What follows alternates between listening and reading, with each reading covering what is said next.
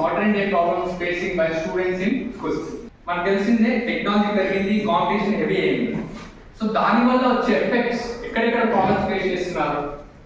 Poor knowledge and basics. First class చదివే అబ్బాయి అతనికి బేసిక్ నాలెడ్జ్ ఏమేమి కావాల్సి వస్తుంది? ఎవరైనా చెప్పగలరా?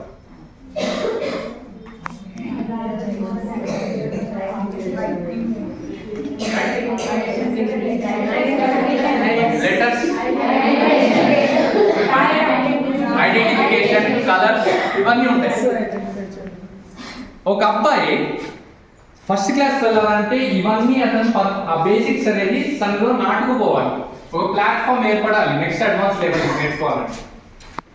ఆ బేసిక్ నాలెడ్జ్ లేకపోతే ఏమిటంటే అతను నెక్స్ట్ ఇయర్ వచ్చేసరికి అతను కష్టపడడానికి ట్రై చేస్తాడు. అదే అతను బుక్ పట్టుకుంటే అతను రికగ్నైజ్ చేయలేడు, చదవలేడు, రాయలేడు. అదే ప్రాబ్లమ్ని కంటిన్యూస్ గా ఫేస్ చేస్తూ ఉంటారు. ప్రతి ఇయర్ ప్రతి ఒక్క క్లాస్ ప్రతిరోజు అదే ఫేస్ చేస్తూ నాకు ఇంకా రాదు అనుకునే స్థాయికి వెళ్ళిపోతారు. ఎప్పుడు ఫస్ట్ క్లాస్ లో కాదు, వచ్చే కొద్ది 6th 7th క్లాస్ లో అట్లా మైండ్ సెట్ మారిపోతారు. మైండ్ సెట్ ఒకసారి అది మారిపోయింది అనుకోండి, అది ప్రాబ్లమాటిక్ ఉంటుంది.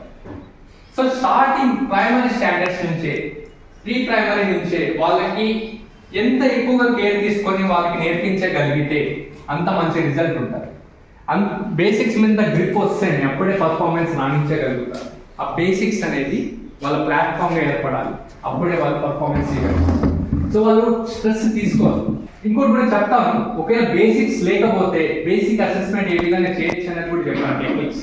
సో టీచర్స్ కరెక్ట్ గా ఫాలో అవ్వగలిగితే మంచి పర్ఫార్మెన్స్ రాణించగలుగుతారు. అబ్బాయిల మోటివేషన్ బిల్డ్ అవుతుంది. అవన్నీ we are going to know about in next further slides. In authentic learning, so ఏదైనా కూడా తను నేర్చుకున్న సబ్జెక్ట్ ప్రాక్టికల్ వరల్డ్ లో ఇనిషియేట్ చేయడం, అంటే ఇమాజిన్ చేసుకోలేకపోవడం.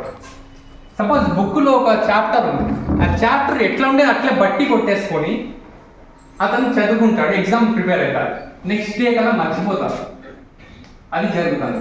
ప్రాక్టికల్ వరల్డ్ లో ఆ కాన్సెప్ట్స్ కావచ్చు, ఆ థియరీ కావచ్చు, ఆ నాలెడ్జ్ ని ఇంప్లిమెంట్ చేయలేని స్థితి ఉంటుంది. ఇంప్లిమెంట్ చేసుకోలేని ఇమాజినేషన్ ఉండదు. ఆ ఇమాజినేషన్ వాళ్ళకి టీచింగ్ మోడ్ లో నేర్పించగలిగితే ఆ కాన్సెప్ట్ మీద గ్రిప్ ఉంటుంది, అతను మర్చిపోడు, కాన్ఫిడెంట్ గా రాయగలుగుతారు. Lack of motivation.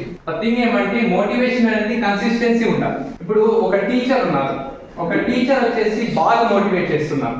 మోటివేట్ చేసే ప్రక్రియలో వాళ్ళకి రియాలిటీ ఎక్స్ప్లెయిన్ చేయడం, ఏ విధంగా ఉంటుంది, వరల్డ్ ఎట్లా ఉంటుంది, దాంతో పాటు వచ్చేసి అతనితో మాట్లాడి ఎక్కడెక్కడ ప్రాబ్లం ఉంది, అతను ఇంకేం తీసుకున్నారని ఆ సార్తో మాత్రమే, లేదంటే ఆ మేడంతో మాత్రమే వాళ్ళు కాస్త బాగా ఓపెన్ అప్ గా ఉంటారు.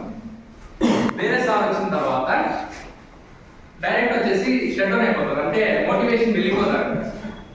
ఆ సార్ స్పెండ్ చేస్తే బాగుంటుందా అనిపిస్తుంది. ఎందుకంటే ఆ కన్సిస్టెన్సీ అది మెయింటైన్ చేయలేదు. ఎందుకంటే బికాస్ ఆఫ్ డిఫరెంట్ పర్సనాలిటీస్ ఉంటాయి. We can't judge teachers also. So teachers ఎటువంటి టెక్నిక్స్ రిప్లేస్ చేసుకోవాలి, కన్సిస్టెన్సీ టీచింగ్ అనేది మెయింటైన్ చేయాలి అనేది కూడా సొల్యూషన్ ఫర్దర్ స్లైడ్స్ లో చెప్తాను. Lack of autonomy. So lack of autonomy అంటే సెల్ఫ్ గా ఆ లర్నింగ్, అంటే తను నేర్చుకునే దాని మీద గ్రిప్ ఉండడం, అంటే కంట్రోల్ ఉండడం. ఆ కంట్రోల్ లేకపోవడం, ఆ కంట్రోల్ లేకపోతే అతను ఎంత నేర్చుకున్నా కూడా మర్చిపోతాడు. ఇది టీచర్స్ కూడా వర్తిస్తుంది కొన్నిసార్లు. ఎందుకంటే చెప్పే టీచింగ్ కూడా, వాళ్ళకి చెప్పే కాన్సెప్ట్స్ కూడా కంట్రోల్ ఉంటేనే దాని మీదనే వాళ్ళు పర్ఫార్మెన్స్ రాణించగలుగుతారు, వాళ్ళకి అండర్స్టాండింగ్ లెవెల్ కూడా పెరుగుతారు. So lack of autonomy is also the problem they are facing.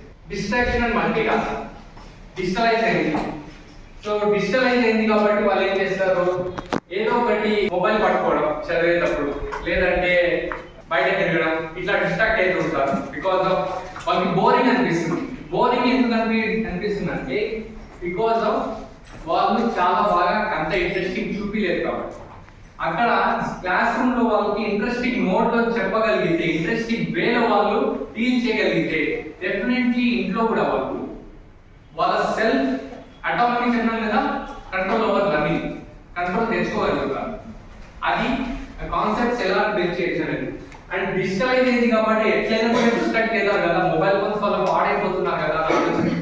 మనం ఆ మొబైల్ రెస్పాన్స్ ఆల్టర్నేటివ్ ఏదైనా ఆలోచించగలిగితే సొల్యూషన్ ఇవ్వగలరు. బిహేవియర్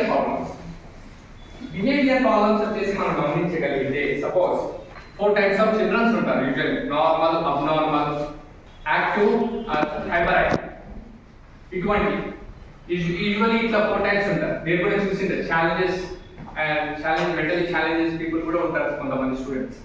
సో అలాంటి వాళ్ళకి ఎఫెక్టివ్గా డీల్ చేయాలి. సో వాళ్ళ యొక్క మోటివ్స్ ఏంటి, వాళ్ళ యొక్క ఎమోషనల్ అప్రోచ్ ఏంటి, వాళ్ళ యొక్క కాన్సెప్చువల్ థియరిటికల్ నాలెడ్జ్ ఎంతవరకు ఉంది, బేసిక్ నాలెడ్జ్ ఎంతవరకు ఉందనేది మనం మానిటర్ చేసుకోవాలి. మానిటర్ చేసుకుంటే మనం వాళ్ళని తక్కువ పర్ఫార్మెన్స్ ఇస్తున్నారని చెప్పేసి డిమోటివేట్ చేస్తే బిహేవియర్ ప్రాబ్లమ్స్ అనేది బయటపడతాయి. సో వేరే వాళ్ళతో మాట్లాడడం, ఎక్కువగా డిస్ట్రాక్ట్ అవ్వడం, ఇలా చాలా చాలా జరుగుతూ ఉంటాయి. ఇది బిహేవియర్ ప్రాబ్లమ్స్ అంటే దాన్ని కూడా ఆల్టర్నేటివ్ తెలుసుకోవచ్చు. ఫియర్ ఆఫ్ కాంపిటీషన్ అంటే ఫియర్ ఎప్పుడు వస్తుంది తెలుసా? వాళ్ళు బుక్ చూసినప్పుడు ఎన్ని ఎక్కువ పేజెస్ ఉన్నాయనుకోండి, అది ఇంత చదవాలా, ఇంత ఉంటుంది అని అక్కడి నుంచి స్టార్ట్ అవుతారు. పొరపాటున ఒక టీచర్ వచ్చేసి చాలా డిఫికల్ట్ ఈ టాపిక్ ముందే చదవండి అని చెప్పేసి అది చెప్పారనుకోండి, అదే అతను డిఫికల్ట్ అనుకుంటాడు. ఆ డిఫికల్ట్ మోడ్లోనే ఉంటాడు, కానీ దాన్ని పాజిటివ్గా తీసుకోరు, ఛాలెంజింగ్గా తీసుకోరు. సో అలాంటప్పుడు ఏం చేయాల్సి వస్తుంది? నా చాలా ఉంటాయి, కాంపిటీషన్, స్ట్రెస్, ఇంకా డిప్రెషన్ వెళ్ళి సూసైడ్ చేసుకోవడం, ఇలా చాలా వరకు ఇట్లా ఫేస్ చేస్తుంటారు ప్రాబ్లమ్స్. సో ఇలాంటప్పుడు ఎక్కడ డీల్ చేయాల్సి వస్తుంది? యాజ్ ఎ టీచర్స్ గా ప్రాబ్లమ్స్ రిజాల్వ్ చేసుకోవచ్చు.